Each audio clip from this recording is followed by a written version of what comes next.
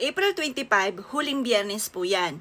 Kung kayo po noong January, February, March, April, mailap ang swerte, kahit anong gawing kayod ay sa wala't wala, mainam na gawin nyo po ito upang sa ganon ay may patutunguhan ang pagiging masipag at matyaga. Hindi pugkit masipag at matyaga, hindi ka na nauubusan ng pera. Alam nyo po ba, ang idadagdag nyo lang po sa buhay ninyo mga bossing, bukod sa pagiging masipag at matyaga at pagdadasal sa itaas, ganitong mga pamamaraan na pang-attract ng swerte. Kung hindi nyo pa ito nagagawa, nitong malapit ng matapos na April, gawin nyo na po siya. Upang sa ganon, kung ano man po yung kamalasan na pinagdaanan ninyo ng mga nakalipas na buwan, ngayon 2025, ngayon darating na Mayo ay hindi nyo na ito pagdadaanan pa. At mas magiging masagana, magaan ang daloy ng swerte.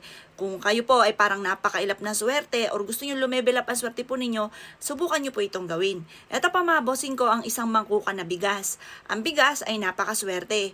2 bagay or 3 lugar sa inyo pong tahanan, ang pinaka-the best na dapat ay meron po kayo na bigas. Unang-una mga bossing ko, sa salas ninyo. Kasi ito po ay wealth. Mainam na maglagay ka nito kahit kaunti lamang sa center table. Ihalo nyo po ito sa pera na akin po itinuro po sa inyo. Kasi ang bigas ay sumisimbolo ng kasaganahan. Matik po ito, ultimo halimbawa, kinakasal. Nilalagyan po ito ng bulaklak at sinasaboy mga bossing ko sa kinakasal para daw po mas maging masagana ang pamumuhay ng mag-asawa ng bagong kasal. Ito po mga bossing ko sa poll ay ginagamit lalo na tuwing bagong taon.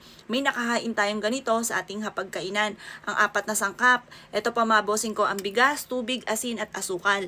Yung 4 na yan ay hindi nawawala dahil yan po ay napakaswerte. Ito po ay napakaswerte rin lalo na sa inyo pong hapagkainan para po laging masagana ang pamumuhay. Para ang inyo pong hapagkainan ay hindi nauubusan ng pagkain. Huwag niyong hahayaan.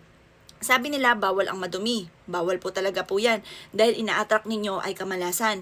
Bawal din po ang walang kalaman-laman ang inyong hapagkainan dahil yan po ay sumisimbolo ng kawalan, kahirapan. Kaya dapat huwag ka magpapawala ng 4 na bagay sa inyo pong hapagkainan. Yun nga po yung bigas, asukal, asin at ganoon din po ang tubig. Yung 4 na yan mga bossing. At pagkatapos, ang isa sa mga pinaka-the best na huwag ka magpapawala, bigas sa ilalim ng inyong higaan.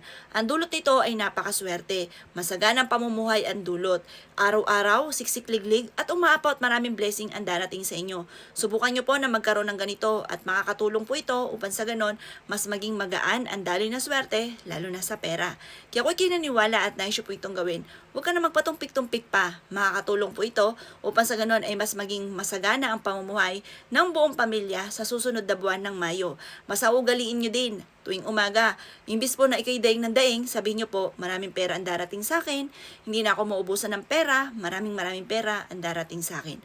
Ganon, isa po yan sa mga sikreto upang sa ganon, mas maging magaan ang daloy na swerte, lalo na sa pera. O siya mga bossing, good luck po sa inyo po lahat.